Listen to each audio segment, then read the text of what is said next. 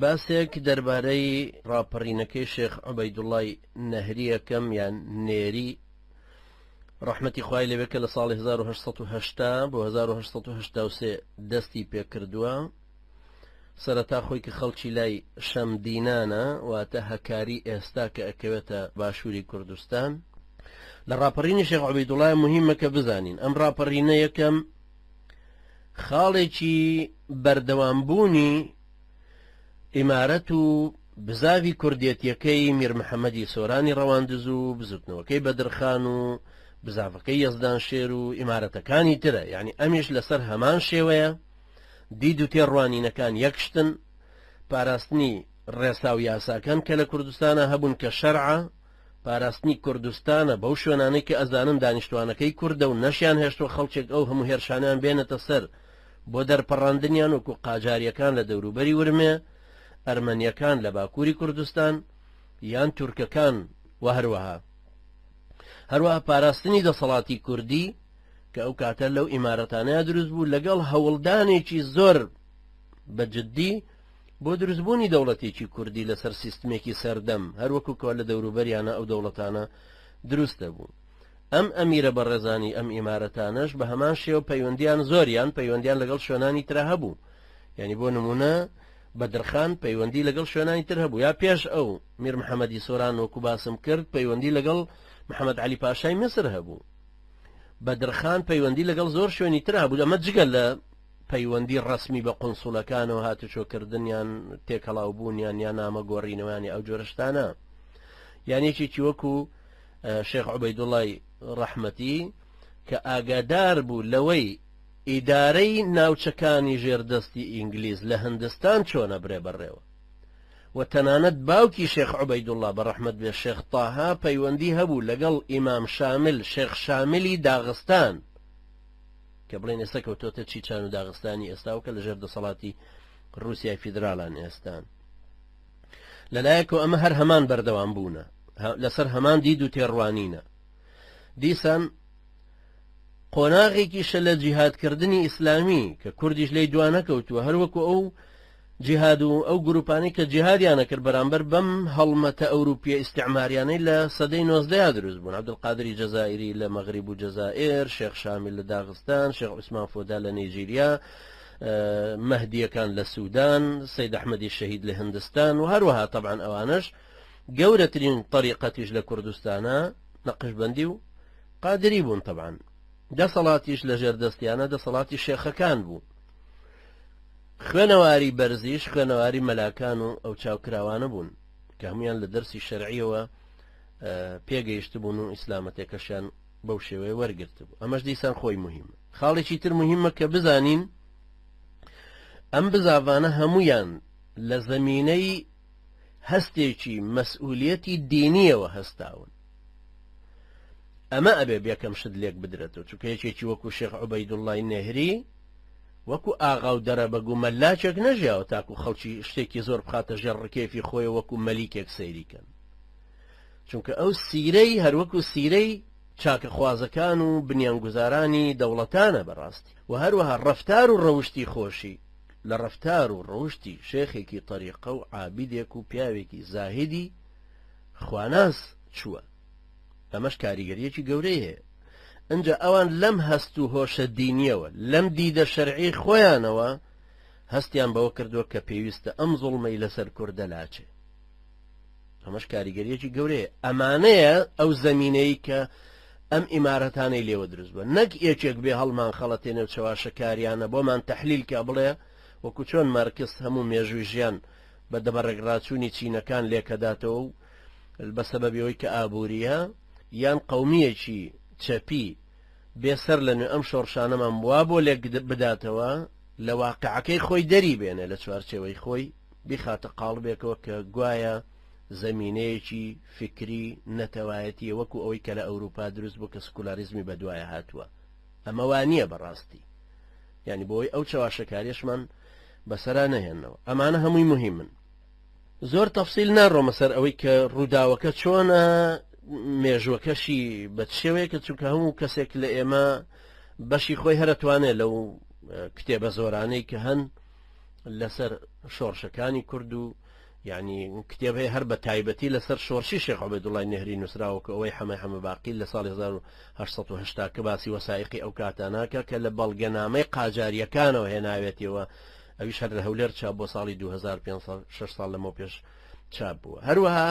ئەوانەی تریش کە بە شێوەیەکی گشتی بۆ نمونە کاوس قەفتان کە باسی چەند لێکۆڵینەوەیکی مێژووی باسی بابان و سۆران و بۆتان و ئەواناکە هەندێک لەوانەویش تەمان لە بەغدا چاپ بووە، یان ئەو کتێبانی تر بە شێوەیەکی گشتی بۆ نمونە عەزیز شەمزینی کتێبی جوڵانەوە ڕزگاری نیشتیمانی کوردستان کە فەرید ئەسەسەرد لە کوردستانە لێکۆڵینەوە یا تەرجمە یان چاپکردنەکەشی هەر لە کوردستانە بووە. وەرحاصل کتێب لەم بابەتەوە زۆرە. بە هەر حاڵ ئەوەی کە لێرە مهمە باسی لێوە بکەین ئەوەیە کە ڕاپەڕینەکەی شێخ عوبەیدوڵای نێهری ڕەحمەتی خوای لێبێ ئەم ئەهەمیەتانەی بەم شێوەیە هەمووی هەیە کە پێویستە بەرچاو بگیرن. ئەمما ڕووداوەکە لە سەرەتایەوە چۆن ڕوئەدا لە یەکێک لەو دۆکومنتارانەوەی خوێنینەوە پوختەی ڕووداوەکەیەکی وەکو ئێملیس کلایتن بۆمانە گێڕێتەوە کە نائیبی قۆنسولگەری بەریتانیە لەوان. ئەمەی کە من ئێستا ئەی خوێنمەوە لە وەثائقەکانی بەریتانیایە وەزارەتی خارجی بەریتانی بە ژمارە 1991 ژمارەی مجەلەدەکەی حوتە و ژمارەی خودی و مەلەفەکەش باسی 1970 کە هەر بە ناوی ئەم کابرایۆ کلایتۆن چاپ کراوە یان هەیە. ئەوەی لە بەردەستی منایە بە عەرەبی کراوە لە کتێبەکەی دکتۆر عوسمان عەلیە هەیە لەوە من ئەمە ئەخوێنمەوە. باس لەوە ئەکا کە ئەم پیاوە واتە ئێملیس کلایتن کە جێگری قۆنسولگەری بەریتانی بووە لەوان وردەکاریەکی باش باسەکە لە بزوتنەوەکەی شێخ عوبەیدوڵای ڕەحمەتی باسی ئەوانە کە چۆن پێگەیشتووە و هەروەها کارتێکردنی و بەشداربوونی لە شەڕی ڕووسی عوسمانی ساڵی 1970 دوایەوە چۆن کە گەڕاوەتەوە سوودی لەو هەموو چەکە وەرگرتووە کە لە بەردەستیا بووە، چونکە لەو سەردەمەیە دەوڵەتی عوسمانی تەمان کوردەکان کە داوای لە کوردەکان کرد فتوا بدەن بۆ ئەوی بەشدار بن لە ڕەدی ڕووسیەکانە و جیهاد ئیعلان بکەن. ئەو مەلایەنەوە ئەو شێخانەی طریقە هەموو بەشداری جیهادەکەیان کردوویەکی کیش لەوانە شێخ عوبەیدوڵایە کە 20,000 چەک تەمان لەو کاتیا تەوزیع کراوە بەسەر ئەو کوردانەیە و ئەمیش شێخ عوبەیدوڵاش کە لەو شەڕە هاتبەوە واتە هی ڕووس دوای تێکشکانی عوسمانیەکان ئەم عەلە لەقەل وەکو ئەم کابرای کلایتونە بۆمان باسەکە کاڵێ 5,000 مجاهیدی لەگەڵا بوو کە هەر ئەو چەکانیان پێبوو کە شەڕیان پێکرده بوو لە ڕووس. ئەمانەش وای کردبوو کە دەسەڵاتێکی باشیان بۆ دروست ببێ و شێخیش قەناعەتی هاتبووە سەر ئەوەی کە دەوڵەتی عوسمانی زۆر لایداوە لە شریعەتی ئیسلام، وڵاتانی ئەوروپی هەموو دەستیان تێدایەتی، زوڵمێکی زۆر بەواشتەی زەبتیەی پێوتراواتە پۆلیسی عسکەری عوسمانی زوڵمێکی زۆر لە کوردستانە ڕووی داوە، مەئمورەکانی باجوەرگرتن باجێکی زۆریان خسووەتە سەر خەڵکێکی ڕەش و ڕوود، خەڵکەکەش داماوتر بوون چونکە زۆریان کارەساتی شەڕ و پێکدادان بینی و خانویان هەموو جارە ڕووخاوە وێران بووە، چونکە ئەو مەسەلەی ئەنفالەکە بەسەر کووردە هاتوێسە لە زاکرەی هەمومانە هەیە، دووسێ ئەنفالی تری ئاوا هەمووی ڕووی داوەتەوە بەڵام زۆر بەداخەوە. هەروەکو هەفتەی پێشوش ئیشارەتم پێدا خەڵکانێک ئێستا پێیان وایە ئەرمەن کە بەدەستی کوردەکان کوژراوە 300,000 کە مەجزەرەیەکی ئەرمەنی مەشهورە و زۆرە ڕۆن لە دووی، بەڵام بە دوای ئەوەیان ناڕۆن 600,000 کوردیش بالمقابل لەو کاتەیە بەدەستی ئەرمەنیەکان فەوتاوە، بەڵام کەس ئەم ئەنفالکردنەی کورد ناکا بە وەسائقێک و بڕوابیهێنێتە پێشەوە لەبەر بێ کەسی کورد خۆی. لەوە دەست پێکە ئەسڵەن کە شێخ عوبەیدوڵا لە ساڵی 1879 لە قەبیلەی هەرکیەکان هەندێک کەس جیران و بە شێوەیەکی زۆر دڕندانە کوژران. شێخیش نامەیەکی نارد بۆ زۆر لەو سەرکردە کوردەکان ئەوانەی کەوە مەشهور بوون، تایە بۆی نووسی بوون کە ئیدارەی دەوڵەتی عوسمانی زۆر لاواز بووە، توانای ئیدارەی کوردستانی نەماوە، من بەڕاستی نیازم وایە خۆم و موریدەکانم بڕۆم بۆ ئامێدی. چوونی بۆ ئامێدی خۆی لە خۆیان جێپرسیارە بۆچی هاتووە بۆ ئەوێ لە هەکاریەوە. ئەوە هیچ تەمان هەموو باوەڕمان وایە کە ئەو کاتە و سنوورانە نەبوو شتێکی یاساییش بوو ئاساییش بووە کە هەمویان بڕۆن و بێن. ئامێدی بۆ شۆڕی کۆنیش و ئێستاش کاریگەریەکی زۆر گەورەی هەیە چونکە هەم جەسەربازگەی بەعز بوو ئێستاش تورکەکان هەر جەسەربازگەی ئەوانە لە کۆنیشەوە هەر لەوێ کە هاتوونەتە ناوە یەکەم جار نەڕۆشتونەتەوە هەر لەوێ هەن چونکە خودی شاری ئامێدی کاریگەریەکی گەورەی هەیە لە ڕووی استراتیژێتی عسکەریەوە لە سێ لایەوە شاخێکە و دابڕ هاتووەتە خوارەوە تەنها لە ڕووی باکووریەوە پەیوەستە بێتەوە بە چیاکانی دەور و پشتی. ئەویش کە چووە بۆ ئەو شوێنە بۆ ئامێدی خەڵکێکی زۆری لێ کۆبۆتەوە بەڵام زۆر بەداخەوە هەر لەو سەردەمەیە شێخ عەبدوڵای برێفکانی خەبەرەداتە دەوڵەتی عوسمانی کە شتێکی ئاوا هەیە و ئەو بەتەمایە بێ بۆ ئێرە بێ بۆ ئەم ناوچەیە. ئەوانیش عوسمانیەکانیش یەکسەر خەبەرە دەنەوە بە والی خۆیان لە مووسڵ ئەوانش کەتیبەیەکی زۆر و لەشکرێکی زۆر گەورە ئامادە ئەکەن و ئەیهێنن بەڵام کە شێخ ئەو خەبەرەش هەرە بیستێ مەناعەتی ئەوەی هەر نابێ هەر بینێرە چونکە عەبدولقادری کوڕی ئەمیری ئەو سوپایە بوو کە یەکەم جار ناردبووی 900 مریدی خۆی بەچەکەوە لەگەڵا بوون. شەڕێک لەوێ ڕووەدا لە نێوانی سوپایی کوردی بەسەرۆکایەتی عەبدولقادری کوڕی شێخ عوبەیدوڵڵا بەرامبەر بە سوپای دەوڵەتی عوسمانی بەڵام وا پێ ناچێت کە سەرکەوتن لە ساڵحی کورد بێ بۆیە کشانەوە دواوە و هاتنە دەرێ بەڵام زەرەرێکی زۆر هەرکەوت نەتوانرا هیچ کاریگەریەکی گەورەی سەربازی بوێ. بەڵام هەر لەو کاتانەیە بەرپرسی گەورەی عوسمانیەکان کە ئەگەڕا بۆ کۆکردنەوەی باج و زەریبە و خەراجی زەوی و زار کە زانیان ئەو لە ناوچەکەیە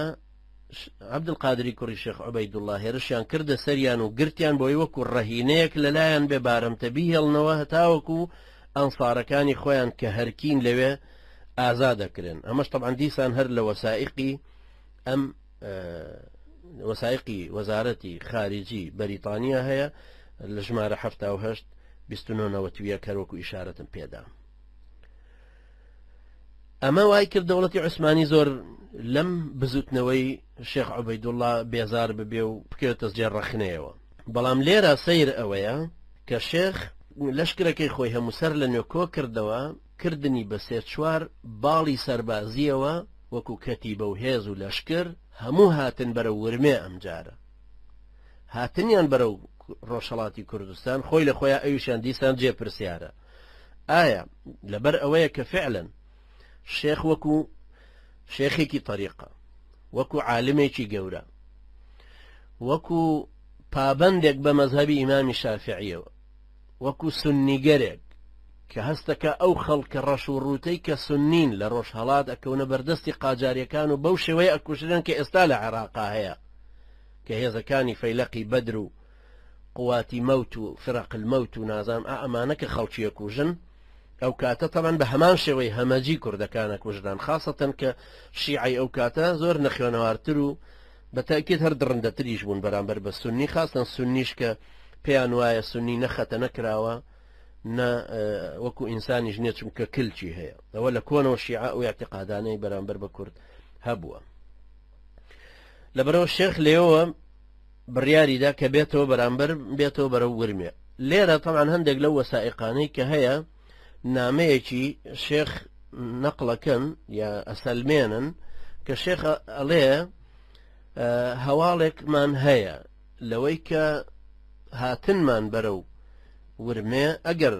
دەوڵەتی عوسمانی ڕاستکە یا کاربەدەستانی عوسمانی ڕاستکەن کاریگەریەکی باشمانە بێ لە داهاتووە جا پێ ئەچێ ئەگەر خودی دەوڵەتی عوسمانی وەکو سوڵتانیش ڕازی نەبوو بێ بەڵام بە تەکید هەندێک لە کاربەدەستەکان ڕازی بوون بەوەی کە بێ بەرەو سنووری شیعەکان و ئێرانیەکان و لەوێ سەدێکی تر دروستکەن بەرامبەر بە تەماعکاری رووسیا و ئەرمەن وەک لەوەی لەناو خودی دەوڵەتی عوسمانی و لەناو خودی کوردستانە لەوێەوە کاریگەریان لە نزیکەوە هەبێ لەسەر ئەستانە و لەسەر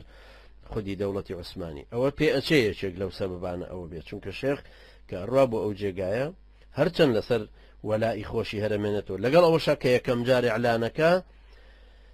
سوڵتان مفتیەکی بۆ ئەنێرێ بەوەی کەوا تۆ کە هەر تابعی دەوڵەتی عوسمانی تو چەک هەڵمەگرە و ئەم جۆرەشتانە بەڵام ئەو جوابێداتەوە شێخ کە بەڵێ من بڕوام وایە کە جیهادکردنە ئازادکردنی ئەم خەڵکە و دەرهێنانی کورد لە بەردەستی کارمەندانی دەوڵەتی عوسمانی جیهادکردنێکە. ئەمەش طبعا دید و بۆچوونێکی مهمە کە پێویستە تەرکیزی بکەینەوە سەر دیسان.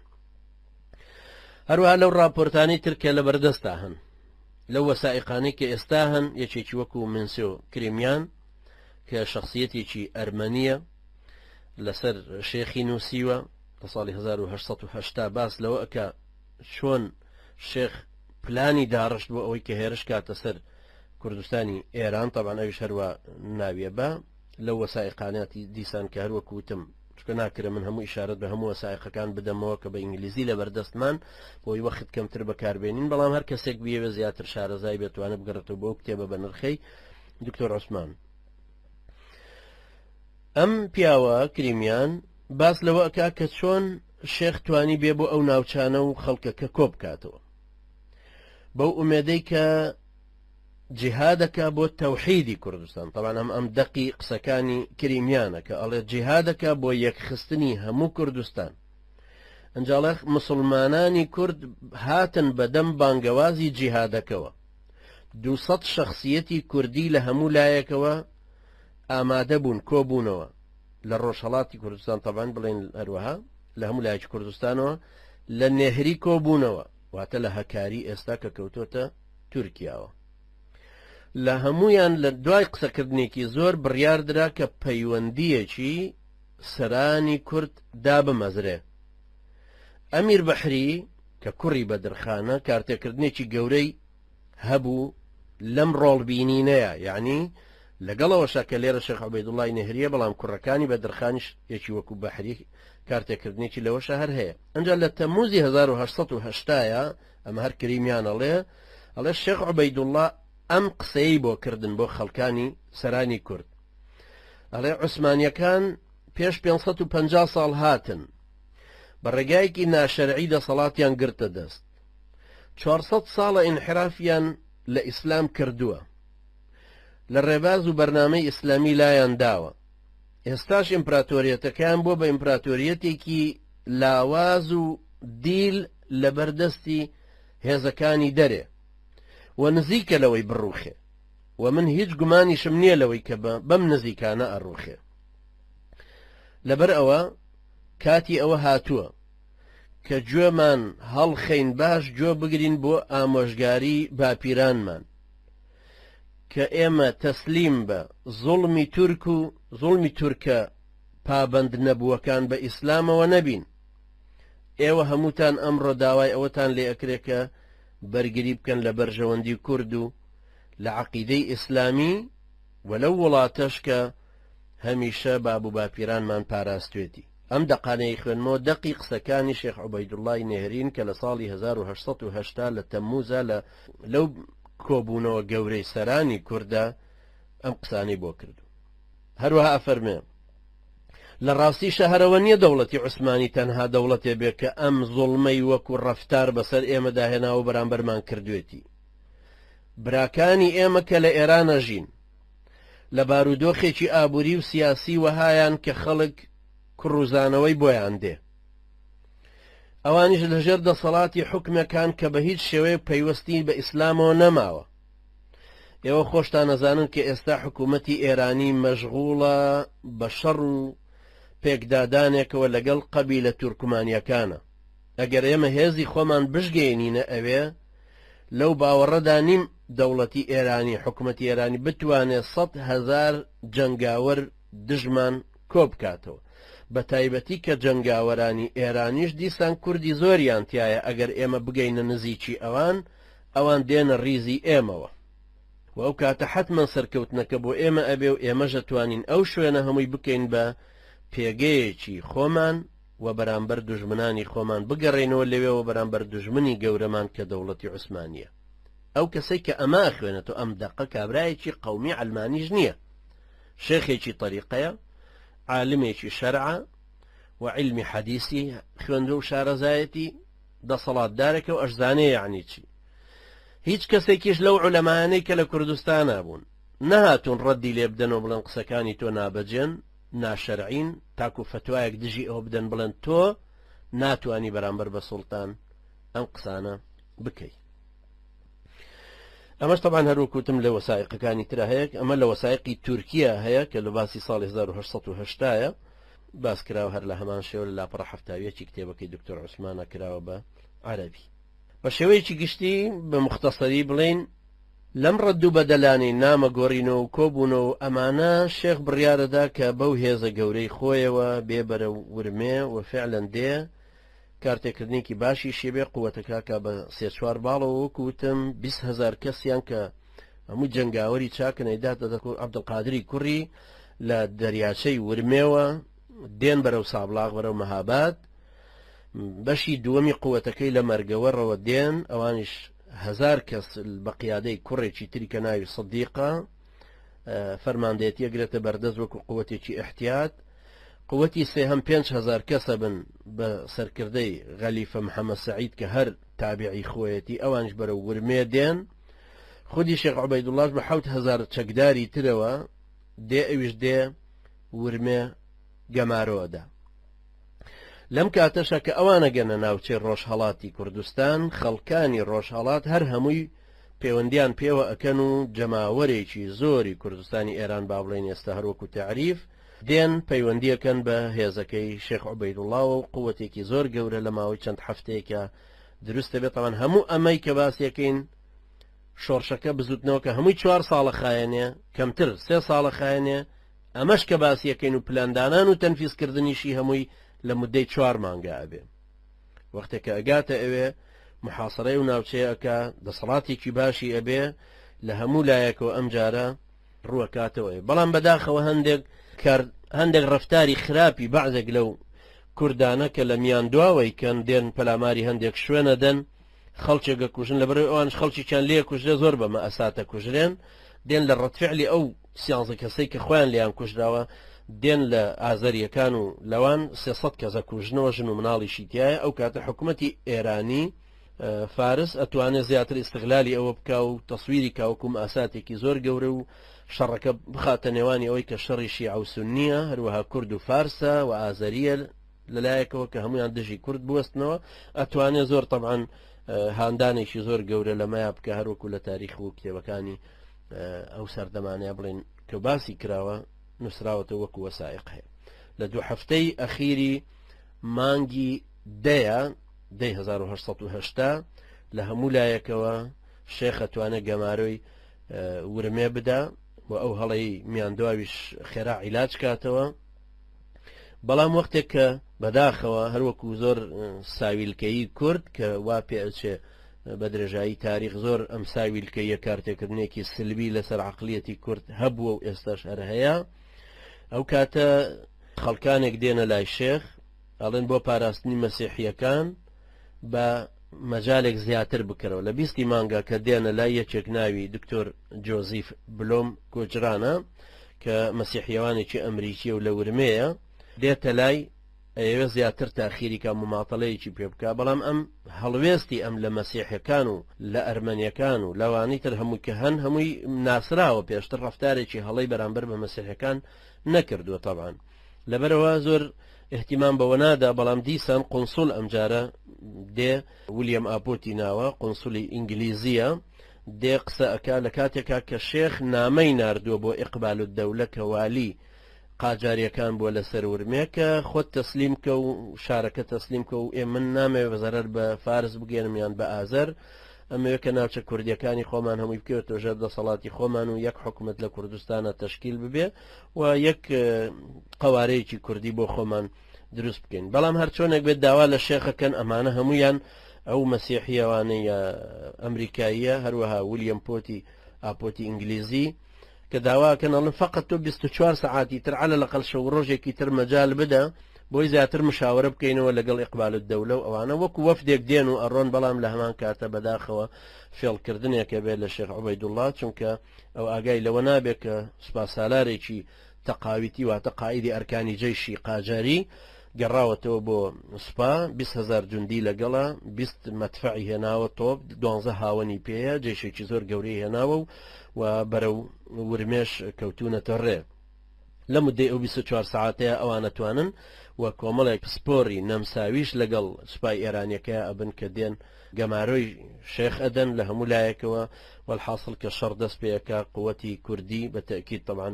ناتوانێت بە تایبەتی کە خەڵکانێکی مەشق پێ نەکرا و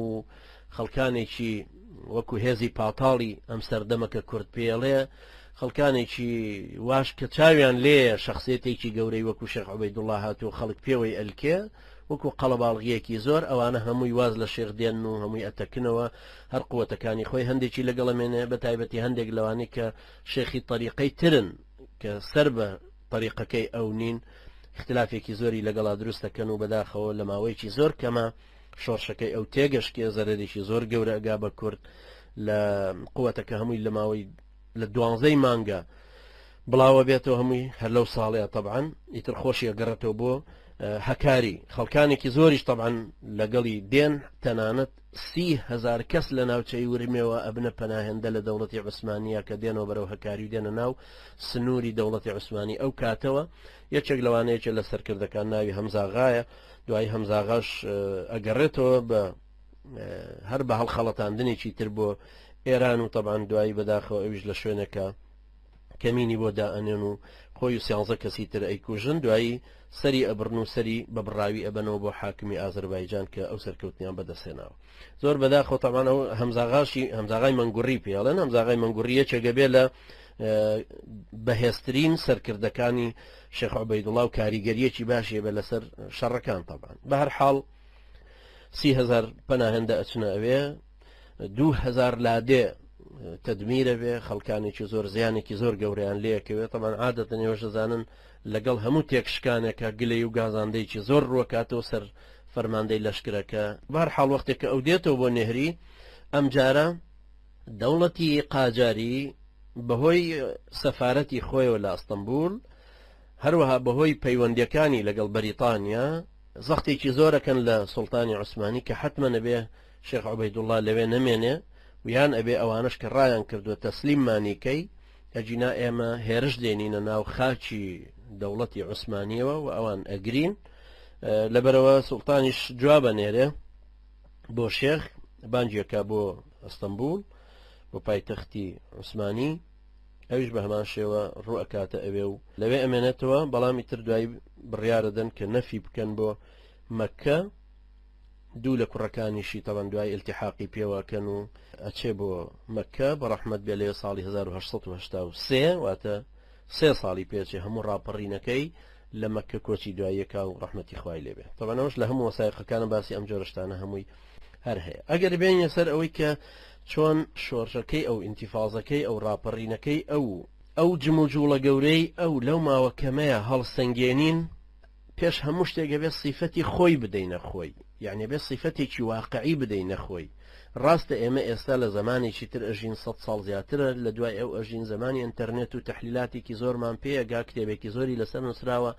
دید و تێڕوانین و بۆچوونێکی زۆری مارکسی و قەومی و لیبراڵی وەسایقێکی زۆری بەریتانی و عوسمانی و فارسی و وڵاتانی تر کەوتۆتە بەردەست بەڵام ناشێ حکمێک بدەی بەسەریا چونکە هەندێک شت هەیە ئەوان لەو فترانەی خۆیانە ئەوە بەو شێوێت توانیویانە ئەو کاریگەریەتێک گەورەیە بکەن بەڵام بە شێوەیەکی گشتیش ئەتوانین کە ئەوە هەندێک شت بدرکێنین باز بکەین مەرجیش نییە بۆ چوونەکانمان لەگەڵ بۆ چوونی خەڵکانێکی ترە دیسان یەک بگرێتەوە یعنی بۆ نمونە لەوانەیە بۆ چوونمان لەگەڵێکێکی وەکو نەوشیروان مستەفا وەختێک کە تەحلیلی شۆڕشەکەی ئەوە کاو کە بەو شێوەیە ئاش بەتاڵێکی وا گەورەی لێکرێ یەک بگرینەوە لەگەڵەوەی کە بڵین باشە بۆچی ئەو شەڕی پارتیزانیەکەی بەردەوام نەکردووە لە کوردستانەکە کە زۆر ملائیمی ئەوە کە جێشی ئەملاولا ناتوانن زۆر بێنە عمقی کوردستانی و بژمێننەوە تایە لە کاتێکە ئەویش کە شێخێکی گەورەی نەقشبەندیە و کارتێکردنێکی گەورەی لەسەر مریدەکانی خۆی هەیە ئەو شۆڕشانە لەو فترانەی ترە هەر بە هەمان شێوە و کاریگەریان کردو ئایا ئیمام شامل چۆن توانیوێتی ئەوەندە بەرامبەری ڕووسەکان بوەستێ کە ئیمام شامل پەیوەندی لەگەڵ باوکی شێخ عوبەیدوڵڵا شەدیسان هەبووە بە هەر حاڵ ئێمە لەوانەیە ئاوا لەگەڵ هەندێک کەسا مەسەلەن بڵین یەک بگرینەوە لە هەندێشتی تریشا لەوانەیە یەک نەگرینەوە مەسەلەن ئەگەر هەموو لەوە لێکۆڵینەوە بڵین باشە بۆچی شێخ نێهرەی بەجێهێشت ئەسڵەن ناوچەکەی خۆی بەجێهێشت هاتە ئامێدی دوایی کە لە ئامێدی ئەیتوانی لەو شوێنە بمێنێتەوە نزیک بە هەموو ناوچەکەی خۆی بۆچی هات بەرەو ڕۆژ هەڵات؟ ئایا دەوڵەتی عوسمانی توانی ڕێبازەکەی پێ بگۆڕێ و بیهێنێ بیکا بە پەرژینێک بەرامبەر بە قاجاریەکان؟ دەوڵەتی عوسمانی توانی ئەو سۆز و عاتیفەی کە هەیەی یا ئەو حەزەی لە دروستبوونی کیانێکی کوردی کە هەیەی با بتوانێت بیبا لەسەر سنووری شیعەکان درستی کە وەکو دەوڵەتی قاجاری؟ ئایا ئەمەیە؟ ئەمەش تەمان پێویستی بەوە هەیە هەر کەسێک کە بڵێ بەڵێ پێویستی بەوە هەیە کە وەسائقێکی باشتر بخاتە ڕوو کە فعلا ئێمە قەنەعەت بەوە بکەین، ئێمەش خەڵکی تریش قەنەعەت بەوە بکە. جارێک گومان لەوەیان نییە کە ئامانجی ڕاپەڕینەکە خۆی دروستکردنی ئیمارەتێکی کوردیە لەژێر دەسەڵاتی خۆیان، چونکە هەموو ئەو دوکمنتانەی لە بەردەستمانان ئەوەی کە قسەی خۆی نەقڵەکەن، ئەوەی دوکۆمنتی بەریتانین، ئەوەی دوکۆمنتن لە فارسیەوە تەرجمە کراون، ئەوەی دوکۆمنتی تورکین ئێستا کە لە بەردەستا هەن و ئازاد کراون خەڵکێک دەتوانێت بیان خوێنێتەوە، هەمویان تەرکیز لەوە ئەکەنەوە کە بزاوێکە بۆ دروستکردنی ئیمارەتێکی کوردی لەسەر ئەو نەسەقە ئەو ڕێسا ئیسلامی و شریعەتە ئیسلامی کە هەیە، نەک ئەگەر یەکێکی تر وەکو بۆ نمونە دکتۆر عەبدولعەزیز شەمزینی کە ماکابراایکی مارکسیە لێکیە داتەوە، وای لێکداتەوە کە تەنها بریتە لە بزوتنەوەیەکی وەکو ڕوحێکی ئەلمانی کوردایەتی و سەرەتایەکی ئەوەیە و هەموو سەبەبە دینیەکانی لێلا ئەبا، یان ئەڵێ بەس ئەوەندەیە کە خەڵکانێکی تر ئەیانویست کە ئەو فەوزایی لەناو کووردا هەیە بە شێخ عوبەیدوڵڵا ڕێکی خەن، هەندێکی لەوانەیە لەگەڵی ببینەوە ڕێک ببێتەوە، بەڵام بە تەئکید ناتوانین هۆکاری دینی لە بزافەکەی ئەوە لادەین کە ئەسڵەن ئەو خۆی شێخێکی تەریقەیە شخصێتێکی وا بەقووەت و ناسرا و کاریگەری ئیسلامی هەیە. ضروریە ئەوەی بزانین کە یەکێکی وەکو شێخ عوبەیدوڵڵای ڕەحمەتی ئاگای لەو ململانە دەوڵەتیانە هەمووی هەبوو، ئاگای لەوە هەبوو کە تەنانەت ئەڵێ ئاگای لەوە هەبوو کە وڵاتانی ئەوروپی لە بەرلینە کە کۆبووبوونەوە لە ساڵی 1878 دوای تێکشکانی دەوڵەتی عوسمانی بەرامبەر بە ڕووس لە بڕگەی ئیتیفاقی بەرلین بڕگەی 1961 باسی کوردەکەن کە ئەڵێ پێویستە کوردەکان دەستیان بگیرێ لە هێرشکردنە سەر ئەرمەنیەکان. هەروەکو چۆن ئێستا ئەمریکایەک بەو هەموو بەدەردی خەڵگەڵێ بەو هەموو عەزەمەتەی خۆیەوە مەناعەتی نییە زەختێکی زۆر لەسەر نەرویج دروستەکە بۆی من لەم ژوورە ئەم قسانە نەکەمەوە، بۆی نەتوانم بڕۆم بگەڕێم لە کاتێکە وڵاتێکی وا گەورە لەگەڵ مخابراتێکی یەکێتی و مخابراتێکی ئەم وڵاتە 21 نامەیان گۆڕیوەتەوە لە ناو خۆیان، کۆمەڵێکی زۆریان بەڵگە و شت هێناوە دژی من. ئەم وڵاتە 5 ملیۆن دۆلاری تەرخان کردو بۆ ئەم ئیشە، لە هەمووی کۆڵیوەتەوە. 30 جاری من بردۆتە دادگا، 29 جاری عەلەنی، 9 مخابراتی وڵاتان ڕاستەوخۆ لەگەڵ خۆم، 3 مخابراتی تریش ناڕاستەوخۆ لەگەڵ محامیەکە یان لەگەڵ مخابراتی ئەم وڵاتە پرسیار و جواب و تحقیقاتێکی زۆریان لە من کردووە. هیچ شتێکیان بۆ نەسەلمێنراوە، بەڵام تەنها ئەوەندەیە کە ئەزانن مسلمانێکی صادق لەگەڵ خوا، صادق لەگەڵ مسلمانان، پابند بەو دینەوەی کە هەڵم گرتووە، بە جورئەتیش لە دەربڕینی هەموو هیوا و ئاوات و ئامانجە کە هەموو ئەمەوێت تەطبیق ببێت. مساوەمەش لەسەر ئەم فکر و لەسەر ئەم دید و تێڕوانینە ناکەم، نە لەگەڵ کوردێکی عەلمانی، نە لەگەڵ ئێرانیەکی شیعە، نە لەگەڵ تورکێکی وەکو ئوردۆغان، نە لەگەڵ هیچ کەسێکی تریشە. لەبەرەوە بەڕاستی پێشتان غەریب نەبێت لەو سەردەمەیە کە لەو مؤتەمەری بەرلینەیە بڕگەی 10 لەگەڵ بڕگەی 61 دژ بە کووردە، بە تایبەتی چونکە کورد لەو سەردەمەیە بوو کە نەیهێشت دەوڵەتی ئەرمەنی مەسیحی خەنجەرێ بێ جگەلەوەی لە ناوچەی کوردی خۆمانایە لە ناوچەی ئیسلامەتێکەشا بدرێ. جاری پێشوو باسی ئەوەم کرد کە هەموو غەرب محاولەی ئەویانە کرد، رووسیا تدریبێکی زۆری بە ئەرمەنیەکان کرد بوو، ئەهاتن ماڵی کوردیان کاولە کرد، دەی کوردیانە ڕووخان، ئەسووتان، ئافرەتیان فەسادەکردن، لیانە کوشتن بۆی ڕاکەن. ئێستا بە وەسائقێک بە دوکۆمنتی ئینگلیزی دەرکەوتووە کە 600,000 کوردی تیا کوژراوە. کابرای کوردێکی پارتی وێچێتی بۆ نابێ بە ساحەبی ئەمە عەلە لەقەڵ قسەی لەسەر بکاتەوە؟ بۆچی کابرایەکی ئەرمەنی ئەتوانێ بڕوا وەسائق لەسەر 300,000 کوژراوەکەی خۆی بێنێتەوە پێشەوە بیداتە دەست فەڕەنسا بۆی بیکا بە وەرەقەیەکی زەخت لەسەر تورکیا بۆی نەچێتە ئیتیحادی ئەوروپی. بۆچی کوردێک ناتوانێت وەسائقانە بێنێتەوە پێشەوە؟ لەو سەردەمەیە ئەو دەوڵەتانە بە هەموو شێوەیەک محاولەی ئەویان کرد کە دەوڵەتێکی ئەرمەنی دروستکەن. حتا شێخ عوبەیدوڵڵای نەهری باپیرەی نێری خۆمان نامەکە کە ئەنێرێ بۆ حکومەتی ئینگلیزی ئەڵێ من مەناعەتم لە دروستبوونی دەوڵەتی ئەرمەنی نییە، بەڵام بە شەرتێ دەوڵەتێکی کوردیش لە هەمان کاتا دروست ببێ هەمان مافی هەبێ. یعنی ئشکالێک لەوە نییە تۆ دەوڵەتێ بۆ ئەرمەن دروستەکەی، بەڵام ڕێگا لە منیش مەگرە منیش دەوڵەتی خۆم دروستکەم، وەک یارمەتی دەری دەوڵەتی ئەرمەنیە بن، یارمەتی دەری دەوڵەتی ئێمەش بن. بەڵام ئەوان مەبەستەکەیان ئەوە نەبوو، مەبەستەکەیان ئەوە بوو کە بتوانن دەوڵەتێکی ئەرمەنی لەویا بۆ گیانی دەوڵەتی عوسمانی دروستکەن. هەروەها کوردەکانیش کە وەکو ئەهلی شاخ هەموو وڵاتێک لە هەموو شوێنێک ئەهلی چیا و ئەهلی بیابان زۆر زەحمەتە کۆنتڕۆڵکردنیان. بە درێژایی مێژوو کوردیش سربەخۆیی خۆی ئاوا پاراستووە. 18 ئیمارەتی هەبوو بێ، بەڵام تەسیری لە خەڵکی تر نەکردو بچێتە سەری، بەڵام وڵاتی خۆی پاراستووە. ئێستاش ئێمە ئەوەی کە ئەمانەوێ پاراستنی سربەخۆیی ویست و ئیرادەی ئازا و ئازادی کوردەکان خۆیانە، نەک خۆ فرۆشتن بەموو بەو. کوردێک ڕۆیوە لە بەغدا بووە بە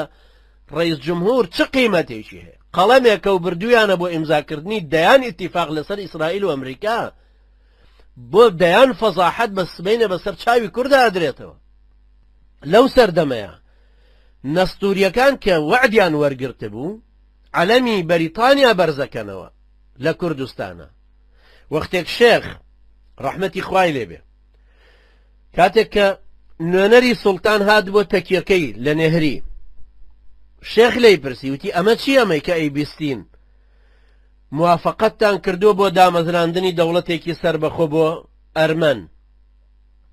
موافقەتیشتان کردووە کە دەسەڵاتیان بەسەر مسلمانانی کووردا هەبێ، بەڵام ئەوە بزانن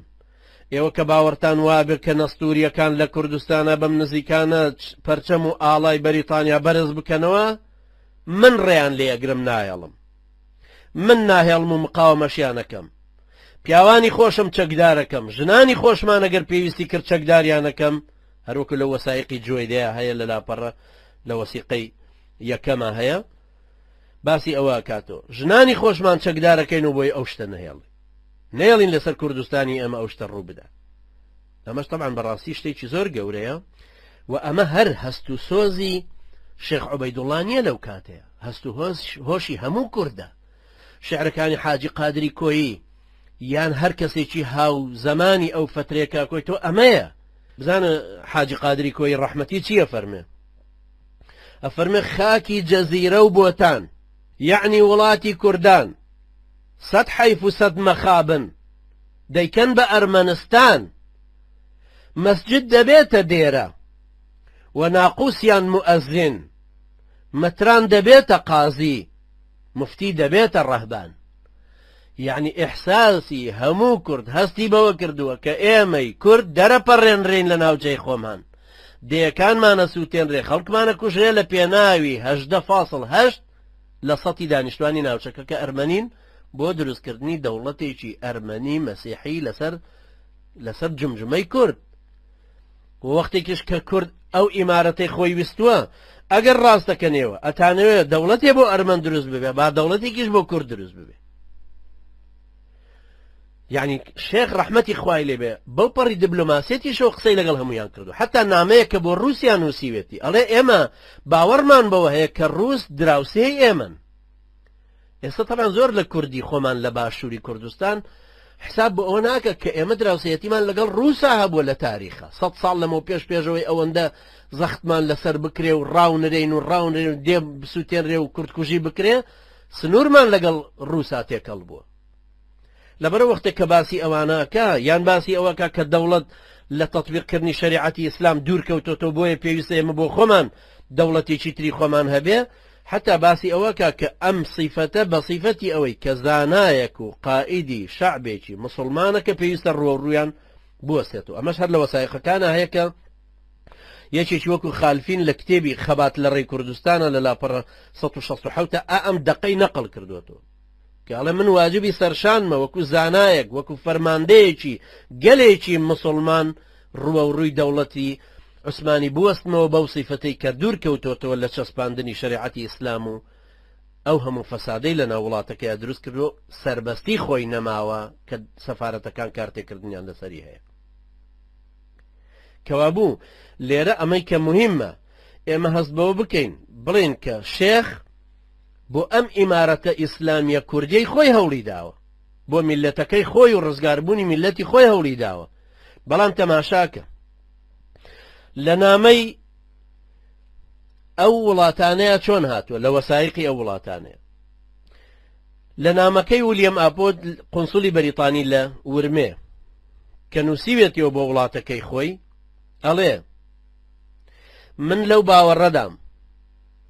کە شێخ و بزوتنەوە و ڕاپەڕینەکەی دەستی کەسانێکی تری محافظ طبعا ئەو وەکو چۆن لە دوایی لەو زاراوی زمانی ماڵە کۆنە پەرستان دەستی هەندێک کۆنەپەرستی ناو دەوڵەتی عوسمانی لەگەڵە بۆیە پێویستە لە نزیکەوە مراقەبە بکرێ چونکە کارتێکردنێکی زۆر گەورەی لە ناوچەکە هەیە شێخ بۆ خۆی زۆر متعەسیبە هی ئیسلامەتی زۆر تەعەسوبیش بڵاوەکاتەوە هەبوون و دەسەڵاتبوونی کارتێکردنی و زیانێکی زۆرە بەخشێ بە بەرژەوەندی ڕۆژ ئاواییەکان و مەسیحیەکان لە ناوچەکەدا ئەمە دەقی ئەو نامەیە کە ئەوان نووسیویانە بۆ یەکتری بەم شێوەیە کە ئەبینین لە یەکێکی وەکو شێخ عوبەیدوڵڵا خۆی لە باوچیا پێشتر شێخ تاها لە کوڕی خۆی لە دواتر شێخ عەبدولقادری کوڕی هەموویان پێشڕەوانێکی ئیسلامین تابعەکانیان کە موریدی سۆفیگەرین بە مجاهد ناوەنێن مادام چەکیان هەڵگرت و جیهادەکەن لە هەموو مناسبەیەکە باسی ئیسلامەتیەکە ئەکەنەوە و سەرکەوتنی ئیسلام باسەکەنەوە هەروەکو لەو نامەیەی شێخ عوبەیدوڵڵا خۆی کە ئەفەرمێ بە فەزڵی خوای پەروەردگار و یارمەتی ئەو سوپای ئیسلام سەرەکەوێ لە باسی گەمارۆدانەکەی ورمەیە ئەمانە هەمووی دەلیلی گەورەن لەسەر ئەوە کە یەکێکی وەکو شێخ عوبەیدوڵڵا ساحەبی چ زەمینەیەکی ئیسلامی بووە ئەوەی کە ئێستا ئێمە داوایەکەینەوە ئەوەی ئێمە ئێستا لەسەرین ئێمە لە مەریخەوە نەمان هێناوە ئێمە وەکو کۆمۆنیستیەکی ئومەمی نەهاتوین لە ناو کووردا بژین و بڵین با تابعی مۆسکۆ بین ئێمە تابعی شێخ بەدرخانی خۆمانین شێخ عوبەیدوڵڵای نەهری خۆمانین لەسەر ئەم ئیمارەتە ئیسلامی خۆمانە ڕۆینەوە بەڵام ئەمانەوە شەریعەتی ئیسلامەکەی خۆمان حاکمی بێ چونکە ئیسلامەکەیە کە ئەم شخصیەتە بە قووەتانە پەروەردەکە علەمانیەتیشە ئێستا 100 دانە ساڵی ڕەبەق لە 1970 هەتاکو ئێستا 1960 هەتاکو ئێستا دەستی لە هەمبانەی بەتاڵ دەرچووە و چاوەڕوانی غەمزەیەکی جێمس بێکەر بووە ئەویش ئەوەندەی ئیحتیمام پێنەدا و بە تەلەفۆنێک بۆی کردووە توێتی ئێوە هەر ساحەبی مەخفەرێکی ڕوت و قوتن و هیچیت شێخ عوبەیدوڵڵا ڕەحمەتی خوای لێ بێ ئەتوانین زۆر بە قەناعەتەوە بڵین کە سەرداری کوردێتیەکەیە من ناڵم کوردایەتی ئێستا بێت جای کەینەوە لەوەی ئێمە باسی ڕیشی کوردێتیەکەین ئەلمانیەکانیش باسی سمێڵی کوردایەتیەکەن جا ئەوان بۆ ڕیشی کوردێتیەکە چون سمێڵی کوردایەتیشیان لە بانی دانایەوە ئێمە باز لە ڕیشی کوردێتیەکەکەین ئەو ڕیشە تەنکەی شێخ عوبەیدوڵڵای نەهری باسەکەینەوە شێخی عەزیزمان شێخی مەزن مجاهیدێکی ڕاستەقینە و پیاوێکی سەرڕاست وەرع و زانا و شەرعناس هەوڵێکی زۆری دا بۆ ڕزگارکردنی کوردی ستەمدیدە لە ژێر دەسەڵاتی عوسمانی سونی تورکی و شیعەی ئێرانی قاجاری لە هەمان کاتە هەوڵیدا بۆ دروستکردنی دەوڵەتێکی تایبەت بەخۆی و ئەوە شتێکی شاراوە نەبووە لە کەسی نەشاردۆتەوە تەمان کاڵین دەوڵەت بۆ سیفەتی ئیمارەتی کۆنە ژناوەکو نەسەق و وشەی دەوڵەت دوایی تر هاتۆتە پێشەوە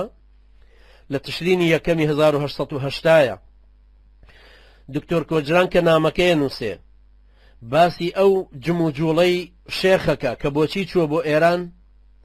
و هەروەها چ ئومێدێکی چ شتێکی لە ژێر سەرایە ئەڵێ لەبەر ئەوەیە کە شێخ بە منی وتووە کە شێخی ئەعلانی کردووە ئەڵێ تەمان ئەمە قسەی شێخە کە ئەم کابرایە نەقڵیەکاتەوە شێخ فەرموویەتی ئێستا نفوسی کورد کە لە 500,000 عائلە زۆرترن، مەذهبیان نەوەکو تورکە نەوەکو فورس، عادات و نەریت و خووداب و ڕسمیان جیاوازە لە هەردووچیان. ئێمە داوا لە ئێوە ئەکەین هاوکاریمان بکەن یارمەتی دەرمان بن بۆ دروستبوونی ئیمارەتێکی کوردی، چونکە نە عوسمانیەکان و نە ئێرانیەکان نیەتێکی سادقانیان بەرامبەر بە کورد نییە. هەردوو لایەن ئەیانەوێ ئێمە لە سادەترین مافمان مەحرومکەن. بۆیە بەڕاستی سەرنجتان بۆ ئەوە ڕائەکێشین. ئەگەر ئێوە بتوانن یارمەتی دەرمان بن لە هێنانەدی ئەم مافە ئاساییە بۆ کوردەکان، دڵنیاتانەکەینەوە لەوەی کە ئەتوانین هەموو ئەمنیەتێکی ناوچەکە بپارێزین و نەهێڵین کابرایەکی دەستدرێژ و جەردەیەکی وەکو ئەوەی شوکاک عەزێتی مەسیحیەکان و مسڵمانەکانیش بدا. ئەمە ئاماژەیە بۆ حادیسەیەک کە ڕووی داوە. کەوابوو یەکێکی وەکو شێخ هەر لەو سەردەمەیە ئەو هەستی کوردێتیەی کە لە لای خانێ هەیە، لە لای حاجی قادر هەیە، لە لای بیرمەندانی تری کوردی هەن کە هەمویان پەروەردەی ئەو زەمینە ئیسلامیان، ئەمەیە ئەتوانین کە بڵین یەکەمین زەمینەی کوردێتیەکی ڕەسەن و بەهێز. طبعاً بەنسبەت ئیمارەتەکانی تریشە بە هەمان شێوە، بەڵام وەکو دید و تێڕوانینێکی ڕۆشنتر، چونکە شێخ عوبەیدوڵڵای نەهری لە دوای بەدرخانە، لە دوای میر محەممەدە، لە دوای ئەوانی تریش کە هاتووە بە تەئکید طبعاً تەجروبەی ئەوانی تریشی زیاتر وەرگرتووە، زیاتر شت فێر بووە، بە تایبەتی کە هەم شێخە، هەم زانایە، هەم چاوکراوەیە، هەم فەرماندەیەکی سەربازی بووە کە بەشداری لە جیهادی لە غەزای ڕووسا کردووە. ئەمانە هەمووی بەڕاستی زۆر مهمن ئێمە شارەزای ببین لەم وەسائقانەوە کە خراوەتە بەردەستمان. خوا خێری دکتۆر عوسمان بنووسێ، بەڕاستی کتێبێکی هەتاوڵی بە نرخی نووسیوە، تەحلیلێکی باشی بۆ کردووە، لێکدانەوەیکی علمیە، دراساتێکی زۆر دوکۆمنتیە کە باز لەوە ئەکا کە چۆن ئەم تاریخەی ئێمە لە فترەی ئەم 100 و قسوور ساڵەیە چۆن شێوێنراوە، چۆن هەروە کابرایەکی مارکسی بە کەیفی خۆی کەوتۆتە ناوی هەموو دوکۆمنتێکی گۆڕی، خاستن ئێستا کە دوکۆمنتەکان هەموو یەخرێنەوە بەردەست. شتێکی گەورەیە کە ئێمە هەست بەوە بکەین کە ئەم پیاوە مەزنەی کورد بەم زەمینە ئیسلامیە چەند بایەخی بەوە داوە کە ئەگەر دەوڵەت بۆ ئەرمەنی دروست بکرێ مەناعەتمان لێی نییە، با دەوڵەتێ بۆ کوردیش دروست دەکرێت مەناعەتتان لێی نەبێ. ئێمە ژەمانەیە کورد ڕزگارکەین لە ژێر زوڵمی ئێرانیەکان، لە ژێر زوڵمی تورکەکان و بە هەمان شێوە ئەمانەیە بەو شێوەیە دروست بێ. بەڵام ئیتر ئایا هۆی ڕوخانی شێخ و بزافەکەی و ئەو ڕاپەڕینە گەورەیە کە کردوێتی ئایا چییە؟ ئەو ململانەیە کە لە وڵاتەکەیە هەبوون، هی ئەوروپی، ڕووس بەرامبەر بەریتانیا یان عوسمانی بەرامبەر بە قاجاری و دەستێوەردانی هەردوو لایەن لە ناوچەکە، یا سادەیی کورد لەو کاتەیە، یان شێخ تەقدیرێکی تەواوی نەکردبوو کەوای زانی ئێرانیەکان هەرەتوانن ئەو پەڕی 100,000 چەکدار بەرامبەر ئەمان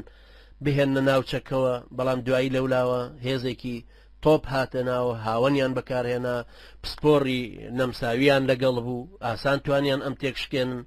یان مەسەلەن زۆری ئەو هێزە شڕەخۆرەی کە لەگەڵی کەوت بووە ڕێدوای گرتنی ورمێ و ئەو سەرکەوتنە گەورانی کە بەدەستی هێنا، یان سادەیی خۆی بوو کە زۆر زوو کەوتە ژێر ئەو وعدەی کە قنسوڵەکان ئەیانداهی بەریتانی بە تایبەتی، یان ئەو مەسیحیەوانە ئەمریکایانە پێیاندا. بەم شێوەیە بە هەر حاڵ ئەمانە هەمووی پێویستە سەر لە نوێ ئینسان هۆکارەکانی ئەم ئاش بەتاڵە گەورەیە و کارتێکردنێکی ئاوا چۆن وها داڕما سەر لە نوێ ئینسان ئەتوانێت دراسی بکاتەوە. بەڵام بۆ ئێمە ئەوەی کە زۆر مهمە پێویستی بەڕاستکردنەوە هەیە وەکو ئێمەی ئیسلامیانی کوردی، ئەوەیە کە ئەو هەڵەیە گەورەی کە قەومیە مارکسیەکان بە شێوەیەکی گشتی چەپیەکان ئەوانەمان وا بۆ لێکدەنەوە کە ئەم ئیمارەت و ئەم بزافانە هەمووی بە فکرێکی نەتەوایەتی عەلەمانی بووە، ویستویانە لە دینەکە دەرچن، نەخێوانیە، ویستویانە کیانی کوردی، قوارەی کوردی بپارێزن، خاچی کوردستانی بپارێزن، دەسەڵاتێکی ئیسلامیش کە لەسەر سیستمە ئیسلامیەکە دروستە بێ بپارێزن، و ئەوەی کە تەطبیقیشیان کردووە هەمووی بریتیە لەو یاسا شەرعیانەی کە هەبووە تەنانەت لەسەر نزیکترین کەسی خۆیان تەطبیقیان کردووە. بۆ ئێمە ئیسلامیانی کورد مهمە لە بانگەوازەکانمانە ئەوە بخەینەوە پێش چاو کە فکرێکی بزاوی ئیسلامیانە لەم ئیمارەتانەیە دروست بووە بۆ لابردنی مەزلومیەتی کورد. ئێمە لەسەر هەمان فکری بزاوی ئیسلامیانە بەردەوامین، سوورین لەسەر لابردنی هەموو جۆرە مەزلومیەتێکی کوردی، بەڵام بۆ هیچ کەسێک نابین بە کەری ئاش و گای جەنجەر ئیستقلالەتی خۆمان زیاتر ئەپارێزین. باوەڕیشمان وایە کە خوا ئەمان پارێزێ، باوەڕمان وایە کە پاراستنی ئیستقلالەتی خۆمان سەرکەوتنێکی گەورەی تیا، چونکە هەر هیچمان پێ نەکرێ ئێمە ئەوەمان پێ ئەکرێت کە خیانەت بەرامبەر بە گەلی خۆمان نەکەین، جاسوسی لەسەر خەڵکی خۆمان نەکەین، چەند اختلافی فکریمان لەگەڵ خەڵکانێکی تر هەبێ ناڕۆین لەبەر خاتری مەسلحەتێکی ئەوروپایی، ئەمریکایی، ئێرانی، تورکی، عەرەبی بڕۆین ملیەکێکی کوردی بشکێنین لەبەر خاترەوە. نەخێرەمەش باوەڕمان بەوە هەیە مەزلومیەتی کوردی بەوە لا ئەچە کە پێش هەمووشت خۆم نەبم بە زاڵم لەسەر کوردێکی تر. ئەنجا ئەوە ڕاستکەینەوە کە دید و تێڕوانینی ئیسلامی خصوصیەتێکی تایبەتی کوردی خۆی هەبووە لەو سەردەمەیە، ئیستقلالەتێکی هەبووە، چونکە دید و تێڕوانینی شێخ عوبەیدوڵڵای نێهری وەکو شێخی طەریقە، وەکو عالمێکی شەرعی لە مەذهەبی خۆیەوە دەرچووە، نەکەوتۆ تەژێر کارتێکردنی یەکێکی تر لە دەرەوەی کوردستان، ئیستقلالەتێکی باشی خۆی توانیوە بپارێزێ. ئەمەش بۆ ئێمە شتێکی دیسان مهمە کە ئیستقلالەتی دید و تێڕوانینی ئیسلامیانەی کوردیانەی خۆمان لە کوردستانە بپارێزین. هەروەها شخصیەتێکی بەهێزی وە دڵنیا بووە لە زەمینەی ئیعتیقاداتی خۆی، لە قەناعەتی دینی خۆی، لەو سیستمەی کە ئەیگرێتە بەر، لەو بزاڤەی، لەو زەمینەی کە لەسەر بزاڤەکەی لەسەر ڕاگیر کردووە، شێوەیەکی لیبرالیزمە، ڕوئیەیەکی باشی هەیە، دیدێک و تێڕوانینێکی باشی هەیە. ئەنجا باوەڕی بە مافی ئەو کەسانەی تر هەیە کە لەگەڵ یا ئەژین لە ناوچەکە کوردستانیە، هەموو خەڵکێکی تر کە لەوێ ژیاون مافی هەمان ژیانەوەیان هەیە. کابرای یەزیدی ساڵەهای ساڵە لەگەڵ مسلمانی ملتەزیم ژیاوە، کابرای مەسیحی ساڵەهای ساڵە، مەجوسی ساڵەهای ساڵە بە هەمان شێوە لەگەڵ کوردی مسلمانی ملتەزیم ژیاوە. ئێستاش ئێمە بڕوامان بە هەمان شێوە هەیە، بڕوامان بەوە هەیە کە ئەم ئیمارەتە ئیسلامیانە نمونەیەکن کە لە بەردەستا هەن، تەجروبەیەکی چاشی ئیسلامەتی ئێمن لە مدەیەکی زەمەنی زۆر کەمە، قیاس ناکرێت لە مدەی 40 ساڵە ئەم ئیمارەتە ئیسلامیانە عەتایەکی گەورەیان بووە، سەربەستیەکی بەرز باشیان بووە، ئازادی خۆیان، ئازایەتی خۆیان، ئیمارەتی خۆیان پاراستووە. بەڵام 100 ساڵی بزاوی عەلەمانیەتی کوفری کوردی نەیتوانیوە بچووکترین ئیمارەت دروست کاتەوە. حتا ئەو ئیمارەتەی شێخ مەحموود کە دروستی کردووە هەر بە قەدەر سلەیمانی بووە، ڕانیەی لەگەڵ نەبووە، یەکێتی لەوە زیاتری دروست کردووە، بەڵام نەیتوانیوە بە قەدەر شێخ مەحموود جورئەتی ئیستقلالێتی خۆی بەدەستەوە بمێنێ، بتوانێت زیاتر خزمەتی خۆی بکە، نەک بکەوێتە خزمەتی ڕۆم و عەجەم و ئەمریکا و ئەملاولا. خی پەروەردگار ئێمەش و ئێوەش سەرکەوتوو بکە بۆ زیاتر خوێندنەوە و زیاتر دراسەکردنەوە و زیاتر نیشاندانەوەی حەقیقەتە تاریخیەکان وەکو خۆیان کە هەن. و ئەمانەش هەمووی شتێکی معسووم نین، فکرێکن، مناقەشاتێکن، هەریەکە گەڕێتەوە سەر دەلیلێک بۆی ڕاستی قسەکانی بسەلمێنێ. ئێمەژە و سینە فراوانیەمان هەمیشە هەبێ بەرامبەر بە هەر کەسێکی ترکە لە فکرا مخالیفە پێمان یا باوەڕی بەو قسانن یەکە ئێمە بیکەین بەو دوکومنتانی کە هێنینەوە پێشەوە. خی پەروەردگار ئێمەش و ئێوەش سەرکەوتوو بکە و ئینشاءڵڵە بماکە بە ئەداتی قەدەری خۆی بۆ سەرخستنی دینەکەی، بۆ سەربەستی و سەربەرزی و ئازادی کورد، بۆ هێنانەوەی مافی ڕەوای کورد و لابردنی مەزلومیەتی ناخی خۆی پێش لابردنی مەزلومیەتی ئەودی و سنووری خۆی. خی گەورە ئێمە شوێوە سەرکەوتوو بکە. وەقول قولي هذا واستغفر الله لي ولكم وجزاكم الله خيرا والسلام عليكم ورحمة الله وبركاته.